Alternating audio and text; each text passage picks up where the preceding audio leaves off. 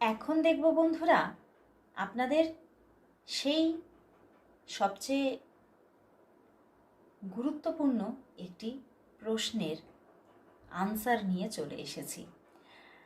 আপনারা বারবারই কমেন্ট বক্সে একটা কোয়েশ্চেন দেন যে দিদি, আমার পার্টনার কি যোগাযোগ করবে, কবে করবে?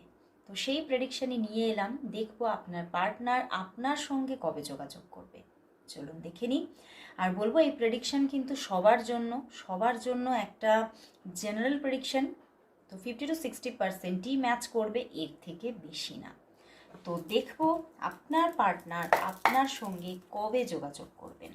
দেখব আপনার পার্টনার, আপনি যার কথা ভাবছেন সেই পার্টনার আপনার সঙ্গে কি আদৌ নিজে থেকে যোগাযোগ করবেন, কবে করবেন, কবে করবেন, নিজে থেকে কি যোগাযোগ করবেন, কবে করবেন।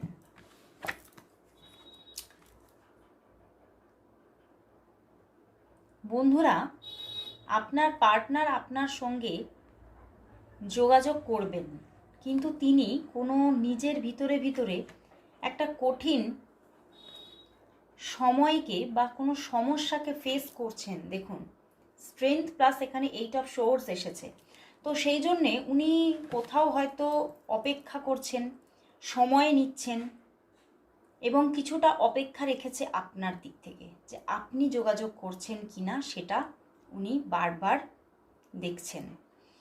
বাট আপনি যদি না যোগাযোগ করেন, তার জন্য যদি অপেক্ষায় থাকেন, তাহলে অবশ্যই তার দিক থেকে যোগাযোগ অবশ্যই আসবে।